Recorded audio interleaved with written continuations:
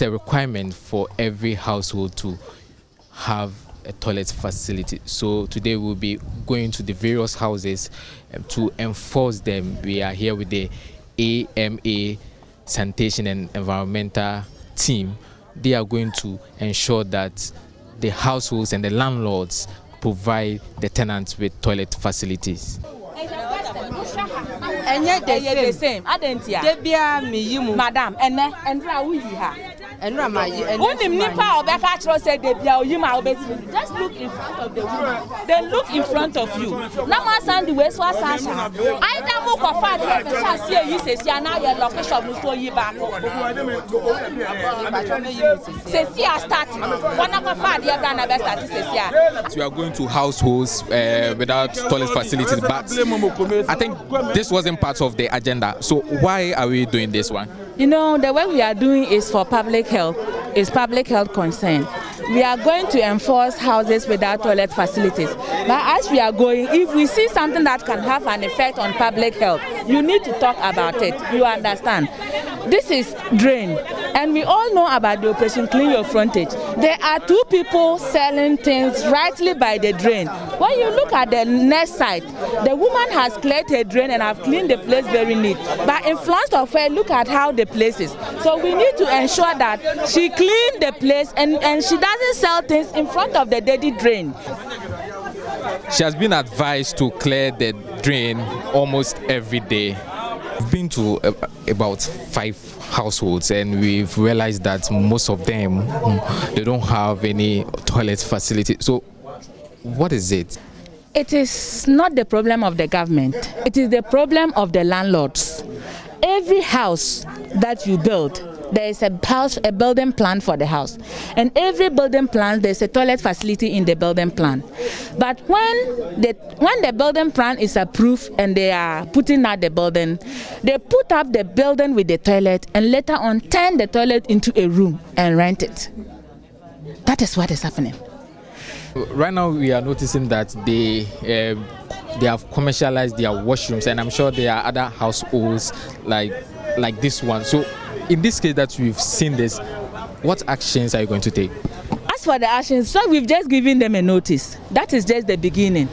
We will start from there. Before we take you to court to take any necessary action, we give you a notice. When we do not just see only one thing. You saw how that place is. It's like with small, they will tell us that this is a family house, so nobody is supposed to sweep there. We will come and sweep. Don't worry. So any message for people who are also commercializing their washrooms, in fact, for tenants in particular? We want landlords to know that they have the right to all things, but all things are not good for them. A landlord has no right to commercialize a house, a washroom or a bathroom that is in the house.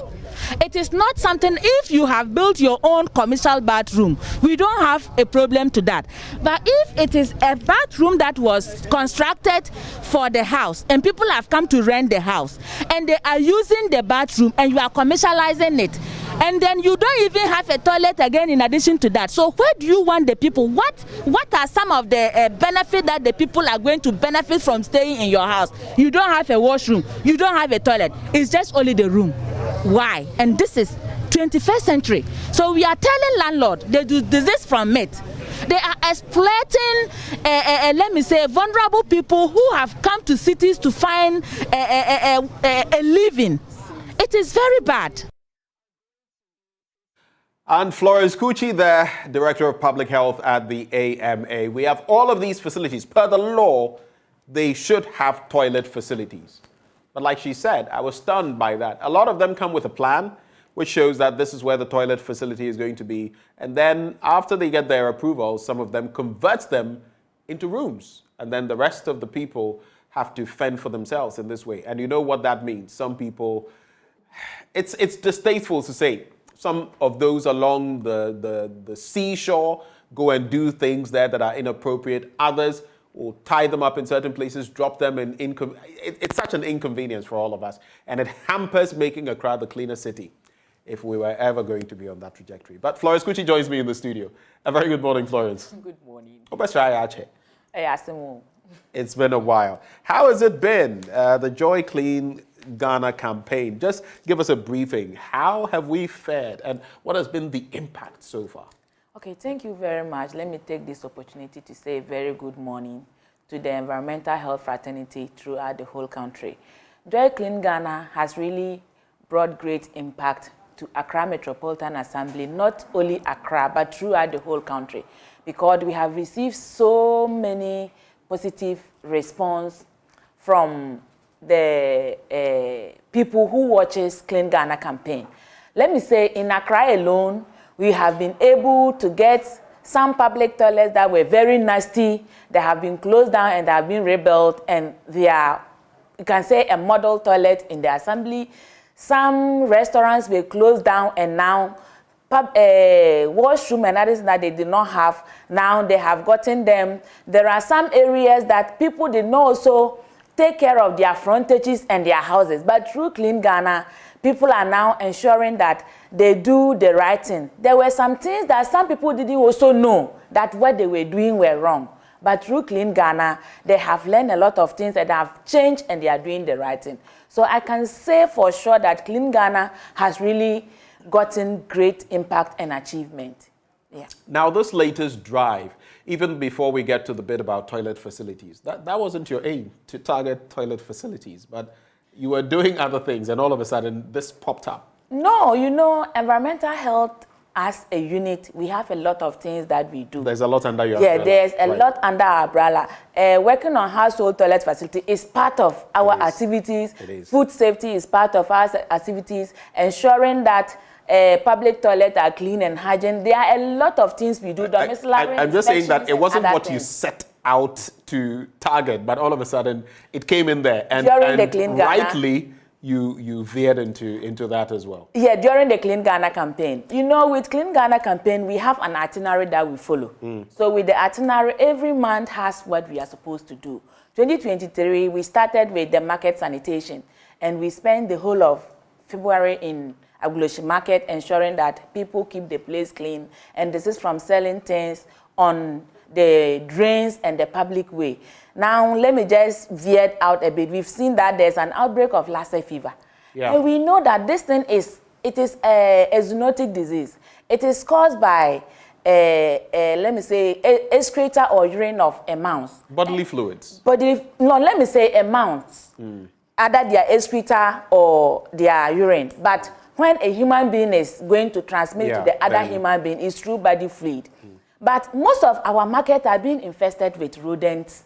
In the market, what do?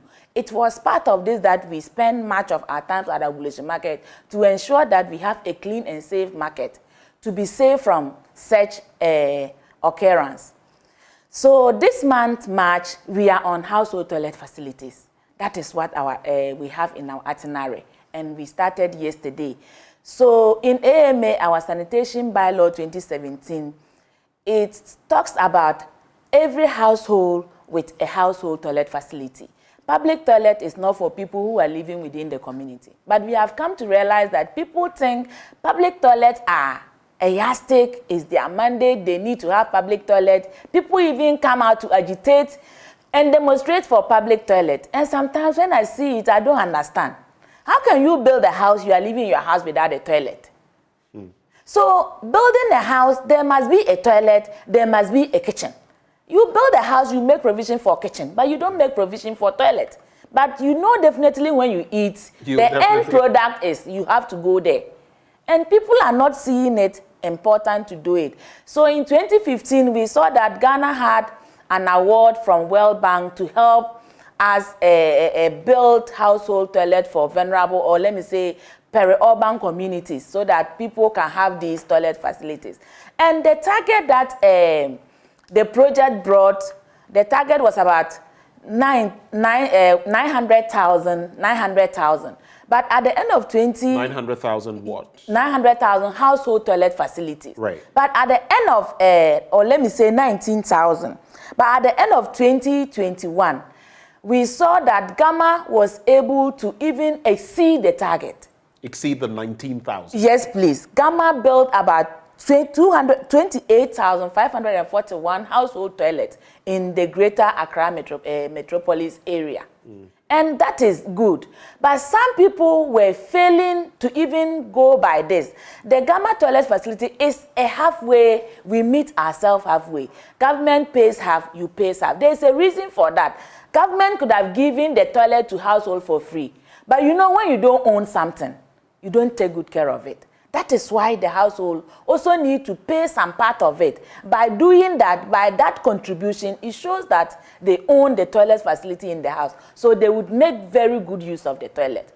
And it was not just any toilet. Now we are in the modern world, 21st century. This is not the time for you to go and start digging a septic tank and all that. The Gamma came out with the biodigesters, where you just need a small space to get your toilet facility and a soak away pit. When the enzymes eat the excreta in the digester, then the liquid that is left will be channeled into the septic, the soak away pit. But a lot of people are refusing to even grab this chance. So there's been resistance. That's what you're saying. Sure, there has been resistance. Let me say in Accra. Is the resistance, though, even before you go forward, is the resistance based on a lack of education? I don't think the resistance is based on lack of education. The resistance is based on adamant. People are adamant. People are adamant. There must be reasons for them to be adamant. Especially when this is meant to help you. Yes, I'm coming to the adamancy. You go to a place, you ask a person that you need to get a toilet. The person will tell this place is a family house. Is in quote, does it mean that a family house at a time you don't need a toilet? Some will even tell you we don't have a space for a toilet. When you tell them you have about 3 washrooms, why don't you convert one into a toilet facility? Or better still, you can even convert a room into a toilet facility for the whole house. Let me say now you visit public toilet, you pay 1 cedi. You go to a house, there are about 10 rooms in the house. You have not less than 5 people in the household in the house. A day, if you have 6 people in your household and everybody is spending 1 cedi, it's 6 cedis. Some people even go more than 2-3 times a day. Then you multiply by the number of rooms in the house and the household. Look at a day, the amount you are spending. So when you are able to even condemn 1 room for a toilet facility, at the end of the year, the money that you would have used to go and pay at the public toilet facility, you will use it for something. Let's say you do not have a toilet in your house. Then in the night, let me say midnight, you are pressed. A woman is out there going to public toilet. You can be raped in the presence, in the process. You can even, a man cry. People can even meet you. If you hold a mobile phone, it can be taken from you. You may even be bitten by a snake. All these things are risk. Ladies are prone to some infections that they pick from some of these public toilets. So these are some of the things we want, and we are helping people living to get household toilets in their homes instead of visiting the public toilet as their own. Let me ask you, what is the deficit? What does the deficit look like in terms of these households without toilet facilities? In recent times, you've been to Avenor, and we know, in fact, they've had a double situation because there was a fire outbreak there recently that also, took out over 400 or so these wooden structures and metal kiosks. But what is the deficit? So let me say, I can say in Accra Metropolitan Assembly, we still have about 23% of households that do not have toilet facilities. 23%? Yes, please. 23% of households in Accra. And that is around the old... Is that not a conservative figure? Because from the readings I have made, it appears it would be higher than that. That is why I said Accra Metropolitan Assembly. Okay. I am just bringing it down to Accra Metropolitan Assembly. And there are some reasons that I am bringing that figure. In 2029, we had about 23% of households that has toilet facility. Then from 2020, we were able to shoot it up to 64%. Then in 2021, we were able to shoot it even more higher to 89%. Then 2022, it reduces again to 77%. So you can just imagine the deficit that we are having through. People get the toilet facilities when it is not, let me say, if it is not a digester toilet that needs just a small room. They build the toilet, you go to the house, you see that this person has a toilet. The next time you get there, the toilet facility is being converted into a room and it's being rented out. But that would border on a breach of the law, which feeds into this next issue, this question. It feeds into what you're saying. Seth Owusukumi says, please, Mr. Akakpo, ask your guest whether all the houses that she visits were really approved by officials of the AMA. If so, then we have a huge problem with the AMA itself. So if they are engaging in these breaches, what then are the consequences? And do they get approval from you on the back of this show? And if they do this, what are the sanctions? I'm sure if the measures were pretty punitive, people would stop doing that. Yes, thank you so much. They get the approval from the assembly. But as I said, they built, you go to inspect, the toilet is there. You cannot be at the same place at the same time. You get to this place, you register, there is a household toilet facility. The next time you get to the same place, the toilet facility is not there. Why is it that we were increasing from 2019, then when we got to 2022, toilet facilities have increased again from 89% to 77%. It means there's something. And you mean decrease? That is it. Has decreased from 89% to 77%. And we are enforcing the law. When I took over office, every week we have 20 electoral areas in Accra Metropolitan Assembly. So every week, one of the secrets that we're able to shot up to the 89% in 2021. From 2019, we brought in an action that every week, 5 households from each electoral area that do not have toilet facility must be sent to court. And we were really doing it, and we got the results. But one of the problems is because nowadays the sanitation costs are not enough in the system, you send a case to court, it will run through for a long time.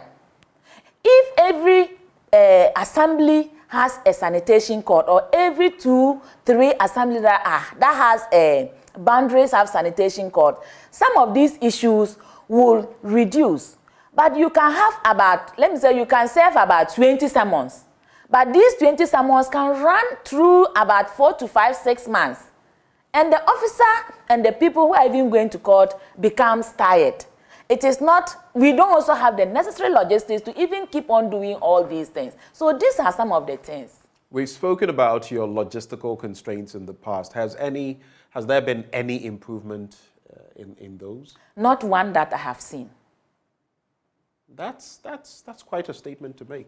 That's quite an indictment on the system. So since the last time we spoke, and it's been many months, this was sometime last year. That was sometime last year. When we had an interaction. We're already, in the first quarter of this year, 3 months or so, 2 months plus into the first quarter of this year. And you're telling me that the logistical constraints and all those things we sat here and spoke about, which we were hoping. I remember you made an impassioned plea to the powers that be to come to your aid. You're telling me nothing has changed? The only thing I can talk about is it's a project that gave in, sanitation tools that we are going to use to work. But it is not like the type of logistics that we ask for, transport and all other things that will push us to go around to do the monitoring as it's supposed to be.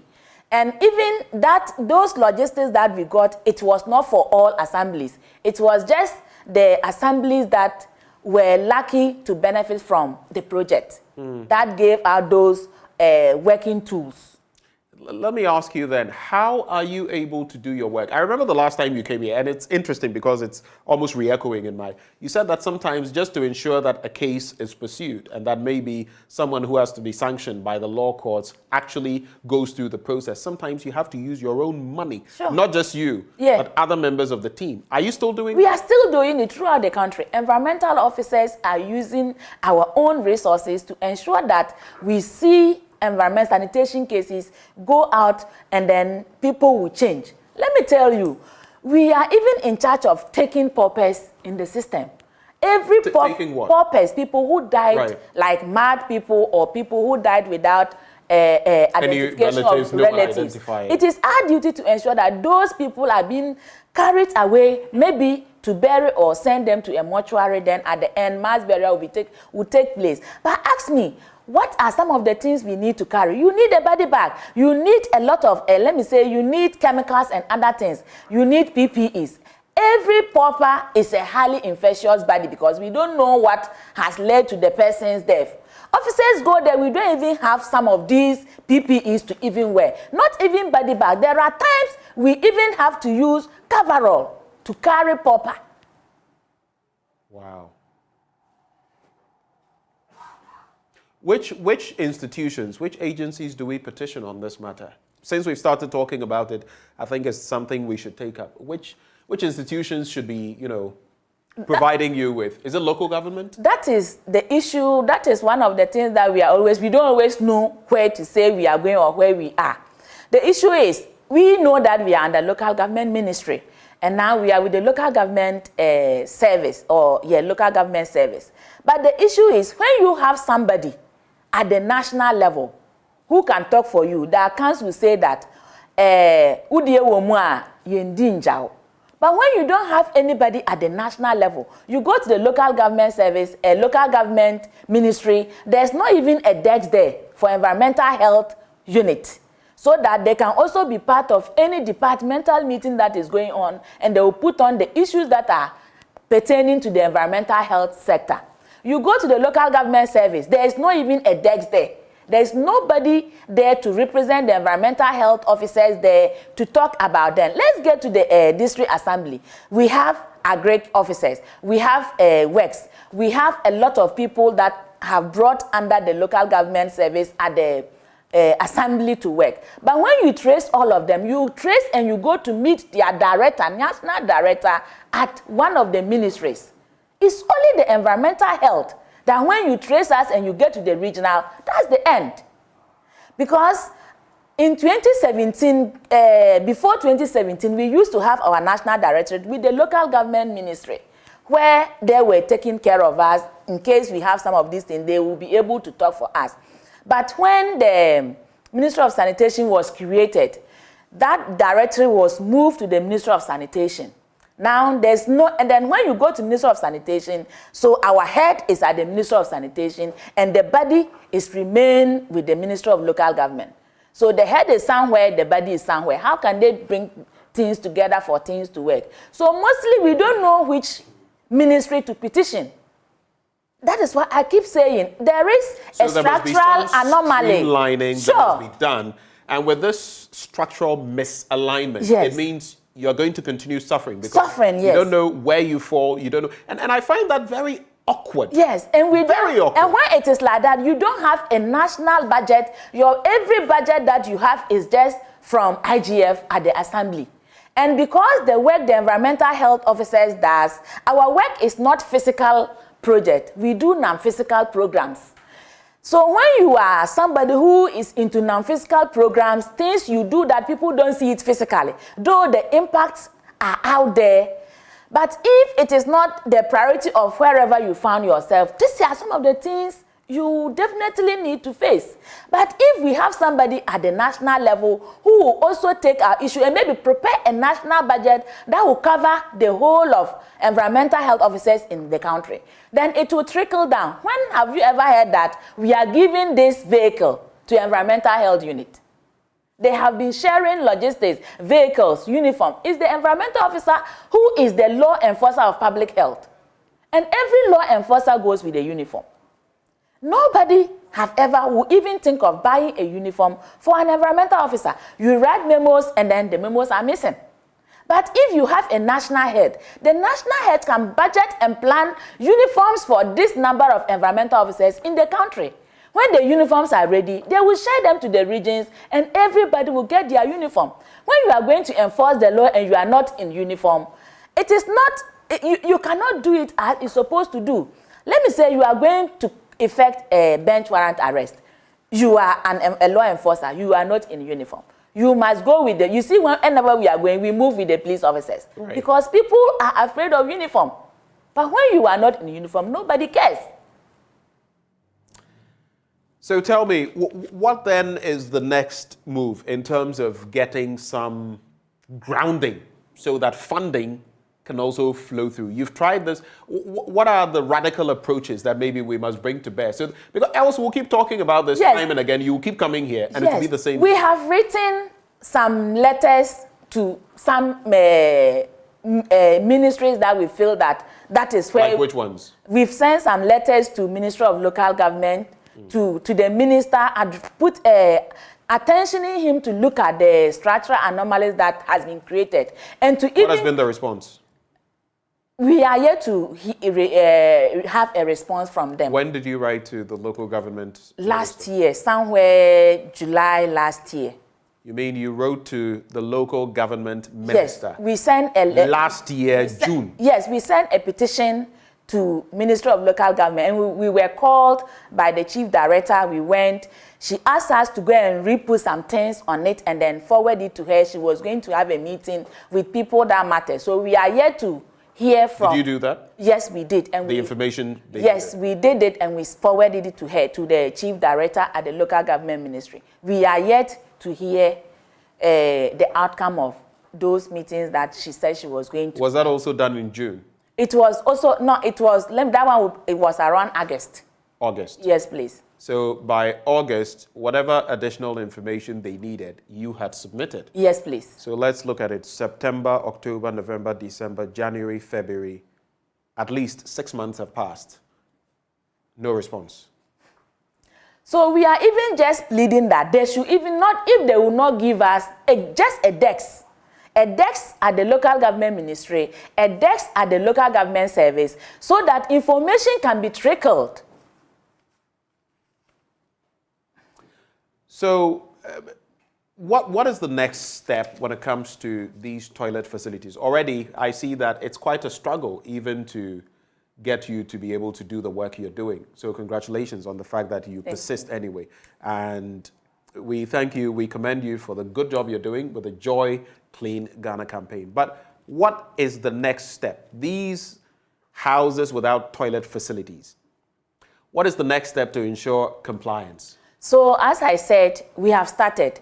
So now what we did in 2019, 2020, we are reviving it again. So every week, every electoral area in Accra Metropolitan Assembly, houses that have no toilet facilities, the landlords will be sent to court.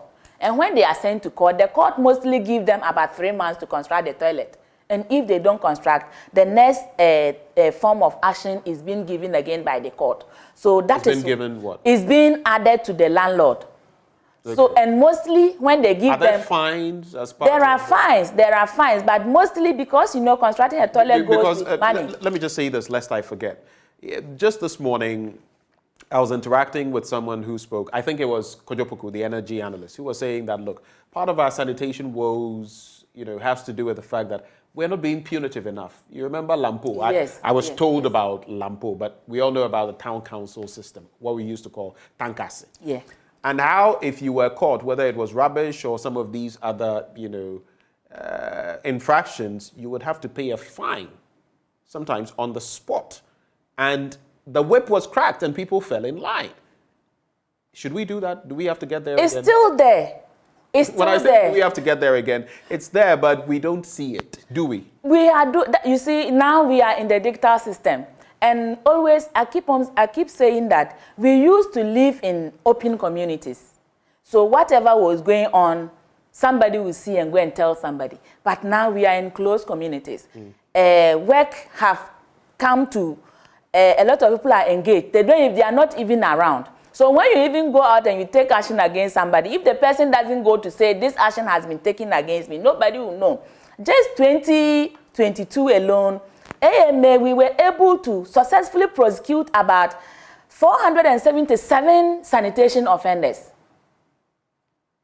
And about 20, or let me, if I'm not mistaken, were sentenced to some 3 months imprisonment. And some have gone and they've come. And they are doing the right thing. But the issue is when you go and you come and you don't tell somebody, nobody will know. And if you don't also publicize the things we are doing now, nobody will know. So that is why we are calling on all media entities to collaborate with the environmental officers at the various district assemblies, so that some of the works that we are doing will come out.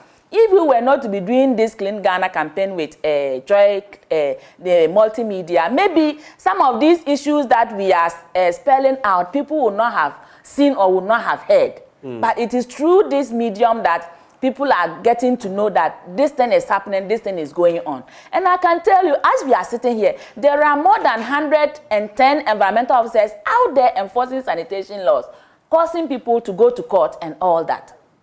Yeah. I know the scope of the AMA has been curtailed. You are not as big as you used to Sure. be in many respects. But before we take your concluding comments and the way forward, this thought just came to mind. You would often see that in some places, sometimes residential areas, you would see cattle and other, animals that are crossing the road, creating traffic. I know per the law, you shouldn't rear in certain urban areas. In fact, residential areas.